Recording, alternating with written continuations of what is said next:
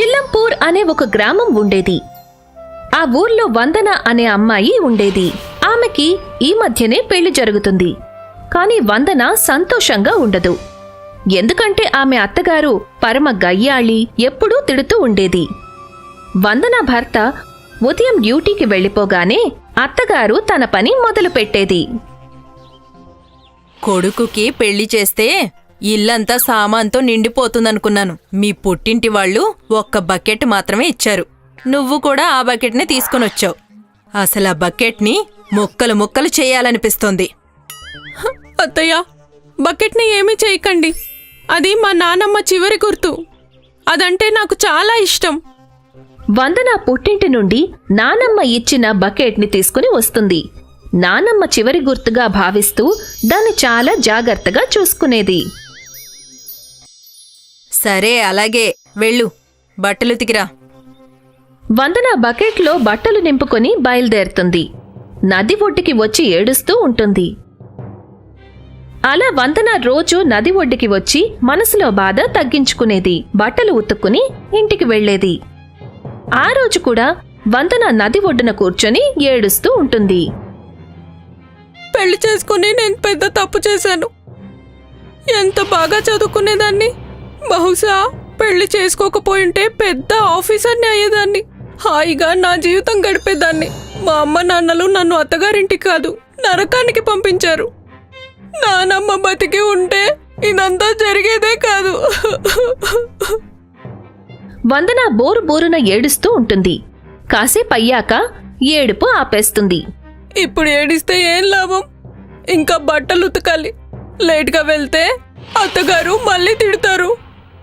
వందన బకెట్ని చేతిలోకి తీసుకుని నీళ్లల్లో ముంచుతూ ఉండగా ఆ బకెట్ తన చేతిలో నుంచి జారిపోయి నీళ్లల్లో తేలుతూ ముందుకి వెళ్తుంది. ఓరి దేవుడు, ఇప్పుడు నేనేం చేయాలి? నా బకెట్! నాకు ఈత కొట్టడం కూడా రాదు. వందన బకెట్ వైపు అసహాయురాలిగా చూస్తూ ఉండిపోతుంది. ఆశ్చర్యంగా నది మధ్యలోకి వెళ్లి బకెట్ ఆగిపోతుంది. వందన సంతోషపడుతుంది. అరే, బకెట్ తనంత తానే ఆగిపోయింది. ఓయ్ బకెట్, నాకిష్టమైన బకెట్, రా, బయటకి రా, నా దగ్గరికి వచ్చేయి. వందన బకెట్ని పిలుస్తుంది కాని అది అస్సలు కదలదు. అది అక్కడే నిలబడిపోయి మెల్లమెల్లగా పెద్దదిగా అవుతుంది. అది చూడగానే వందన మాటలు ఆగిపోతాయి. బకెట్ పెద్దదిగా అవుతూ ఉంటుంది. అది అలా పెద్దదిగా పెరిగి ఒక పెద్ద ఓడగా మారిపోతుంది. ఆ అద్భుతం చూడగానే వందన చాలా ఆశ్చర్యపోతుంది. అప్పుడు ఒక బకెట్లో నుండి నిచ్చెన వందన వైపు వస్తుంది. ఆమె కాళ్ల దగ్గరికి వచ్చి ఆగిపోతుంది. బకెట్ నన్ను పిలుస్తోందనుకుంటాను. నానమ్మా, ఏం చేస్తున్నావు నువ్వు? హాయ్ బాబోయ్, ఇప్పుడు నేనేం చేయాలి?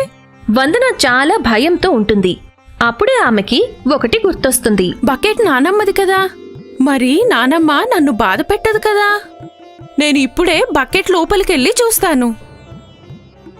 అలా అనుకుని వందన నిచ్చెన మెట్లు ఎక్కుతూ ఉంటుంది. మెట్లు ఎక్కుతూ ఉండగా ఆమె కాలు జారిపోతుంది. ఆమె నీళ్లలో పడిపోతూ ఉండగా ఆశ్చర్యంగా ఆమె చెయ్యిని ఎవరో పట్టుకుంటారు. వందన చూసేసరికి ఒక అందమైన యువకుడు తనని పట్టుకుని ఉంటాడు. భయపడకండి, నేను మీ దాసుడిని. పదండి, మిమ్మల్ని లోపలికి తీసుకువెళ్తాను. వందన ఆ యువకుడితో కలిసి బకెట్ లోపలికి వెళ్లి బకెట్ లోపలి మహల్ని చూసి అబ్బురపోతుంది. ఆ మహల్ 5 స్టార్ హోటల్ కన్నా అందంగా ఉంటుంది. దాసులు దాసీలు తమ తలలు వంచి వందనకు స్వాగతం చెప్తారు. ఇది మీ నాయనమ్మ బకెట్టు. మీ నానమ్మ ఈ బకెట్లో కూర్చుని ప్రపంచం మొత్తం తిరిగేది. నానమ్మ తర్వాత ఇప్పుడు మీరే మా యజమాని. మేం మిమ్మల్ని దీంట్లో కూర్చోబెట్టి ప్రపంచం తిప్పుకొస్తాం. ఇంకేముంది, త్వరగా బకెట్ ఓడలాగా నీటి మీద వెళ్తూ నదిలో నుండి పెద్ద సముద్రంలోకి వెళ్ళిపోతుంది. వందన బకెట్ యాత్ర బాగా ఎంజాయ్ చేస్తుంది. తృప్తిగా భోజనం చేస్తుంది. తర్వాత బకెట్ని నది వైపుకి వెళ్లనిస్తారు. వందన నిచ్చెన మెట్లు దిగి ఒడ్డుకి చేరుకున్నాక మళ్ళీ అద్భుతం జరుగుతుంది. బకెట్ మళ్ళీ చిన్నదిగా మారిపోతుంది. నీళ్లలో తేలుతూ వందన వైపు వస్తుంది. వందన బకెట్ని తీసుకొని నడుం మీద పెట్టుకుంటుంది. అప్పట్నుండి బట్టలు ఉతికే నెపంతో వందన రోజు నది దగ్గరికి వస్తూ బకెట్లో కూర్చుని ఎంతోసేపు ప్రయాణం చేస్తూ ఉండేది. ఆ తర్వాత నది ఒడ్డున దిగి బకెట్ తీసుకుని ఇంటికి వెళ్లిపోయేది. ఒకరోజు వందనతో పాటు ఆమె పక్కింట్లో ఉండే ఆవిడ వచ్చి ఇలా అంటుంది. నా బకెట్ విరిగిపోయింది.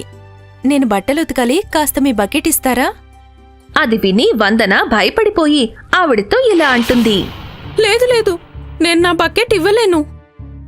అది విన్న వందన అత్త ఇలా అంటుంది. బకెట్టే కదా అడుగుతోంది.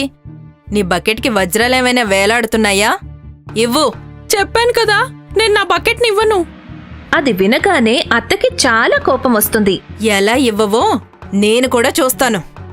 వందనని ఆమె అత్త బాగా కొడుతుంది. రోజంతా అలా వందనని నిర్దాక్షిణ్యంగా కొడుతూనే ఉంటుంది.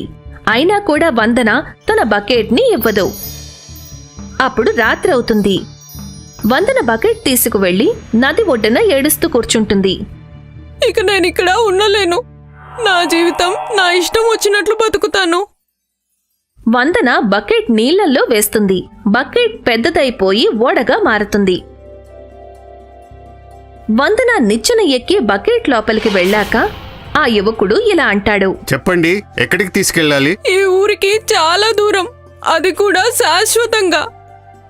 వందన ఆదేశం వినగానే బకెట్ నీళ్ల మీద తేలుతూ వెళ్తుంటుంది. బకెట్తో పాటుగా వందన కూడా ఆ ఊరు వదిలి శాశ్వతంగా వెళ్ళిపోతుంది.